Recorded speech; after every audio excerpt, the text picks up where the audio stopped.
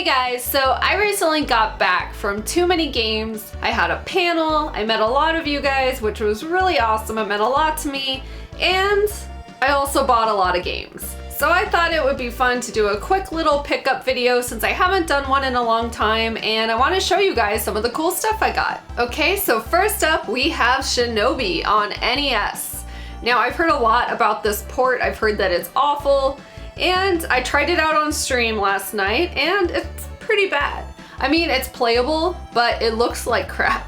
So the main character, I think his name is Joe if I remember correctly, instead of looking like a ninja like he does in the arcade game, he looks like an army man or something because he's wearing green. And then the hostages you're trying to save, they're like white in these white little straight jackets it looks like. I like the arcade version because you're saving screaming ginger kids. So much better.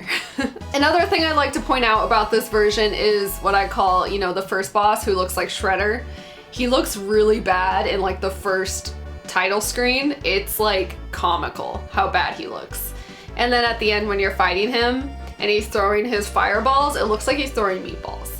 It's just a really bad port. I haven't played the Master System version, but I heard it's better. So at some point I'd like to try that out, but obviously you probably can't beat the arcade version. But I needed to try it for myself.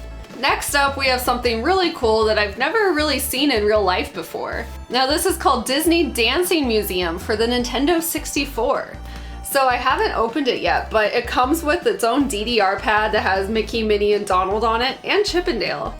And I think I first heard of this when Kelsey Lewin tweeted about it, but I've never seen it in person. So basically I saw this and it was a total impulse buy and I was like, I need this. But yeah, you can dance to such hit songs as the Electrical Parade and the Tiki Room. And I think, I looked it up online because obviously I can't read Japanese. So, oh, it's a small world. So I'm really excited. So this is something both Mike and I have been wanting for a really long time. Dracula, I'm sorry, Epic, not Epoch. Epic's Dracula.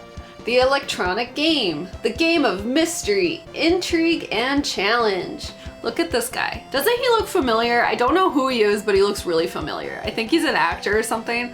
But anyway, that's not important. What's important is how awesome this tabletop is. Like, I was so happy I got this because it shows up on eBay sometimes, but like the fact we got it in the box is amazing. Look how cool that looks. I think I want to display it out of the box because I love the color red. I think it also comes in yellow.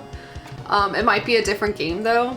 So it looks cool aesthetically and it has a good game on it. So this is a tabletop that I'm really excited to add to my collection.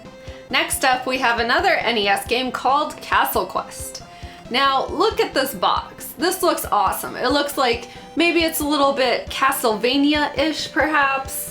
Or I don't know, but the back looks cool. Like I saw this really fast, you know, it was really busy and I just glanced at it and I was like, I've never heard of this game, I want to check it out. So I bought it, tried it on stream last night, and it's an interesting puzzle game that is almost awesome, but it's just not there yet. It's like the premise is cool. You're trying to collect keys and different colored keys open different colored doors. And there's some cute enemies. There's one that looks like Snarf and then there's one that looks like Sonic the Hedgehog. Like it's really bizarre. The controls are really sluggish and you can get trapped. By trapped, I mean there's no time limit.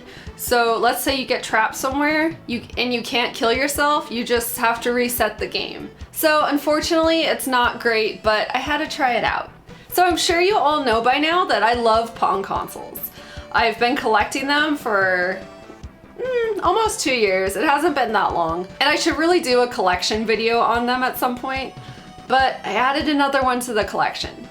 So this is the Coleco Telstar Alpha. Now, I've been wanting the original Coleco Telstar that it has wood paneling and like this off-white color that looks really cool, but this is cool too. You can play tennis, hockey, handball, and something called Jai Alai. I'm probably saying that wrong, but I don't know, just looks cool. I'm a sucker for this stuff, I love it. So I'm really excited to see what this is like. Another thing I like are Sanrio Hello Kitty games.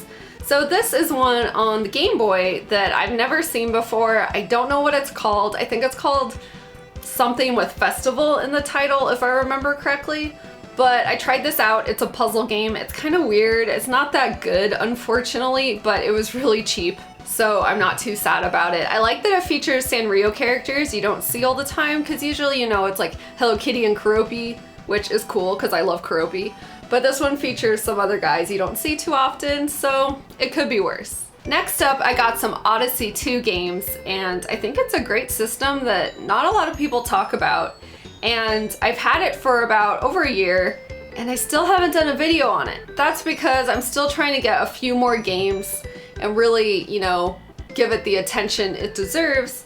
But I found these that I don't have. So I got Cosmic Conflict. Look at the art. I love the box art for these Odyssey games. They just look so badass. And then they flip open like so, and you got your instruction booklet and your cartridge right there. You know, they all have the little handles on them, which I think is adorable and functional because it makes it easier to pull out of the system. And I also got Take the Money and Run. Now this looks like some type of maze game. I have no idea. I didn't pay $20 for it. That's an old sales sticker.